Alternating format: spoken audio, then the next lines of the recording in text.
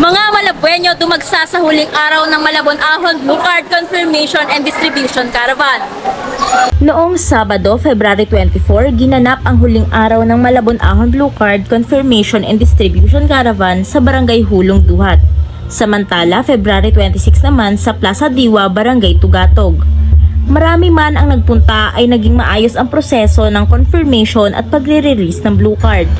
Hindi ito pinalagpas ng mga residente ng Malabon dahil para sa kanila ay malaking tulong ito para sa kanilang mga pamilya. Masaya rin sila na walang pinipiling estado ang programang ito dahil mahirap man o may kaya ay pwedeng magkaroon nito. At least pantay-pantay, at least walang pinipili. Kaya mababa, kaya may kaya ka, at least lahat meron ito. Maganda. Ano ipapasok ng gobyerno sa atin na ayuda, matatanggap natin na bombo na walang kulang. Nagpapasalamat po pala ako kay Mayor na bigay sa akin ng card. Hindi dahil po sa kanya, hindi ako magkakaroon kayo. Pasalamat po ako at nabigyan ako ng blue card na bigay ni Mayor Sandu. Masaya naman ang lokal na pamahalaan ng Malabon dahil nasa 82% na ang nabigyan ng Blue Card as of February 22. 94,000 Malabueños po ang aming target. And as of February 22, ang nare-release na po namin card is 68,803 po. Ayun po yung mga cards namin na naibalik na po namin sa tao, na-release na po namin. Sa confirmation ma'am, ang na-confirm na po natin is 83,741. Then ang target po natin ma-confirm lahat dito sa Malabueños is 94,000 Malabueños po.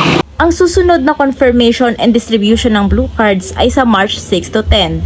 Sa ngayon, ay wala pang impormasyon kung kailan muli magkakaroon ng registration para sa mga Malabueño na hindi pa nakapagparehistro.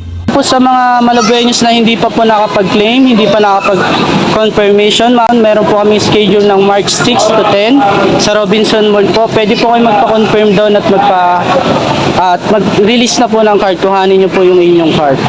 Sa schedule po namin ngayon, ma'am, puro confirmation and distribution lang po. Kami yung registration po, sa ngayon po is closed pa po. Wala pa pong advice sa amin kung mag-open pa or kailan pa siya mag-open. Ang kailangan lang po nila dalhin, syempre yung government ID po natin. Then, pencil, alcohol, face mask. Yun lang naman po.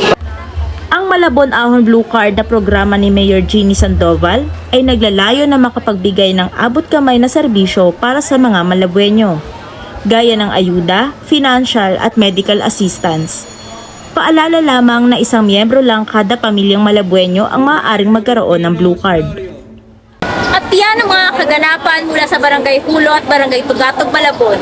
Ako si Abby Peralta, nag-uulat para sa Malabon TV.